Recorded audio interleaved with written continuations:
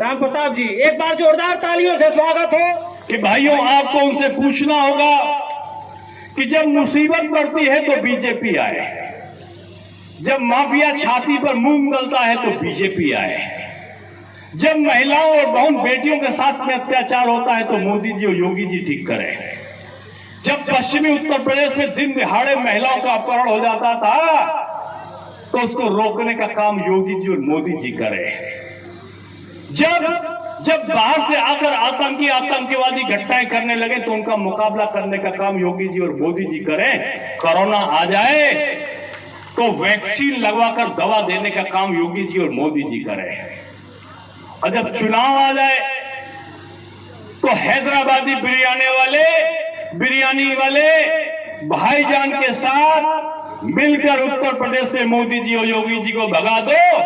इनका षड्यंत्र करने वाले लोग आपके बीच में आ जाए। ये कौन लोग हैं जो योगी जी और मोदी जी को हटाने के लिए रूप बदल रहे हैं? राजनीतिक दल के लोग, क्योंकि सपा बसपा माकपा भाकपा, ये छोटा दल बड़ा दल, ये बिरयानी वाले हैदराबादी लोग, ये महाराष्ट्र से बुलाने जाने वाले दल के लोग, ये बंगाल से आने वाले जो तमाम कार्यकर्ताओं की हत्या करा दिया, घरों को लूट लिया, महिलाओं का अपमान कर दिया, ऐसे दलों के लोग ये उत्तर प्रदेश की मानसिकता नहीं बदल सकते।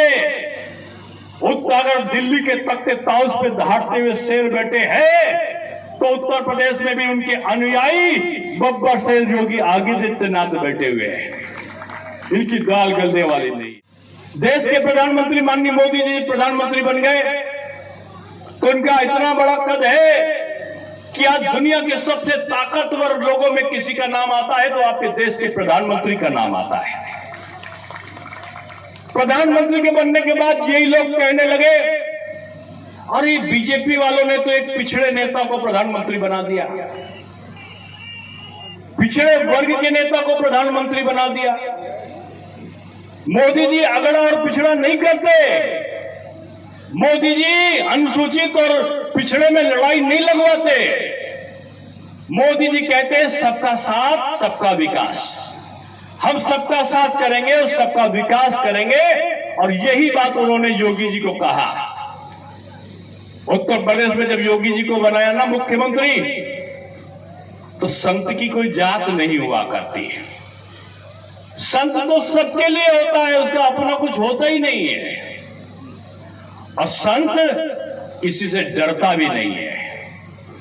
माफियाओं की सवारियां निकलती थी पिछली सरकारों में, और जब सवारी निकलती थी तो थाना बीच में पड़ जाता था तो थाना अध्यक्ष भी बेचारा लुक जाता था, कहीं माफिया और उसके गुर्गों की गालियां न पड़े उस पर, कहीं उसका अपमान न कर दे, बेचारा छिप जाता था।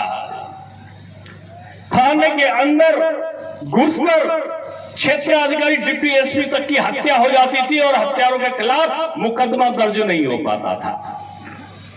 आज क्या हालत है? बुलडोजर चल रहा है, बुलडोजर, और इन माफियाओं की 18 अरब रुपए की संपत्ति उत्तर प्रदेश में, उत्तर प्रदेश सरकार की योगी बाबा ने उसको न केवल ध्वस्त किया, जब्त किया, बल्कि इन अपराधियों के खिलाफ कठोर कानून बनाकर कठोर कार्रवाई करा। आज आपने तमाम अपराधी और माफियाओं को देखा होगा, जेल से बाहर अगर निकल आते तो तख्ती लगा के, छाती पर तख्ती लगा के, तो पहले छाती ठोक ठोक कर कहते थे, थाना अध्यक्ष से लेकर गरीब और जो कमजोर लोग होते थे उनको ललकारते थे। वसूली और अपहरण जिनका उद्योग बन गया था, आज छाती पर तख्ती लगा के कहते हैं, योगी बाबा माफ करो, योगी बाबा माफ करो, योगी बाबा माफ करो। ये बदला हुआ तुम्हारा समाज है।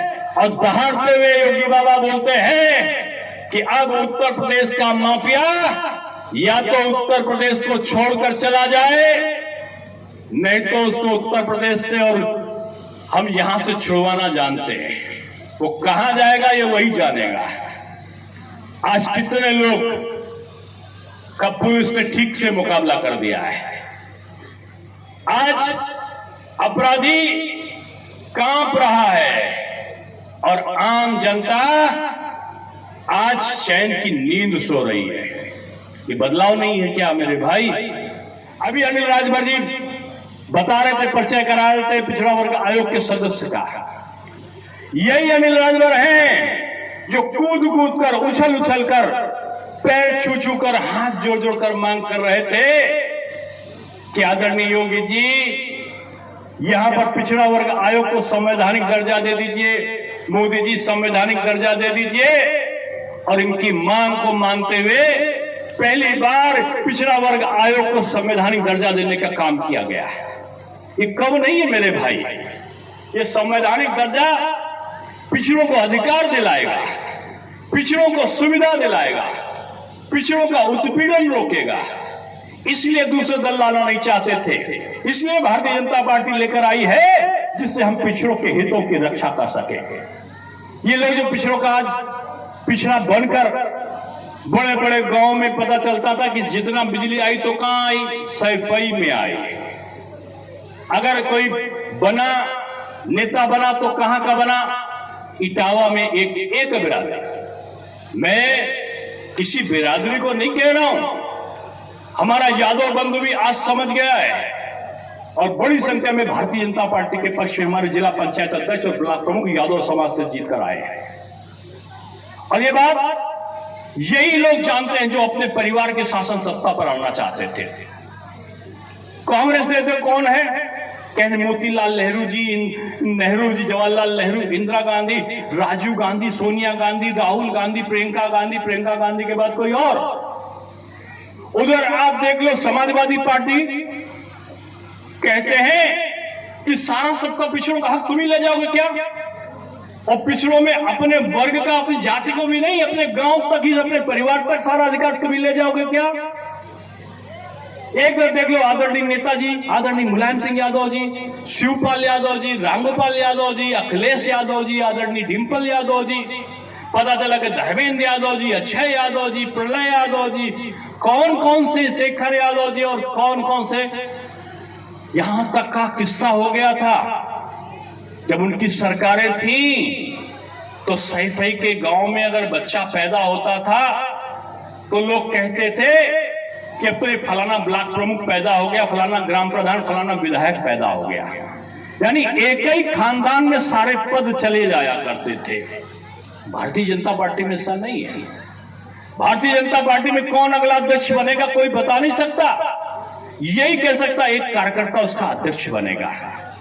हम जाति के आधार पर नहीं, हम धर्म के आधार पर नहीं, हम भारतीयता और राष्ट्रवाद के आधार पर काम करना जानते हैं। सब्सक्राइब नहीं किया है तो इसे जरूर सब्सक्राइब कर ले और हाँ, न्यूज अपडेट के लिए बेल आइकॉन को भी जरूर दबाएं। अगर आपके पास कोई न्यूज या इन्फॉर्मेशन है तो हमें ईमेल भी जरूर करें। हमारा ईमेल है khabarnavees.news@gmail.com। याद रखें ये समय हमारी सेहत के लिए थोड़ा संवेदनशील है, इसलिए कोरोना वायरस संक्रमण से अपना और अपने परिवार और अन्य लोगों का भी बचाव करें। बिना काम के सार्वजनिक जगहों पर जाने से बचें और अनजान लोगों और अनजानी वस्तुओं को बिल्कुल न छुएं। बाहर से आए तो साबुन से अपने हाथों को अच्छे से धोएं और आसपास के वातावरण को भी साफ और सैनिटाइज रखें। आज कोरोना महामारी से बचाव ही फिलहाल इलाज है। खबरनवीस परिवार आपके और आपके अपनों के अच्छे स्वास्थ्य और समृद्धि की कामना करता है। घर रहें, खुश रहें। धन्यवाद।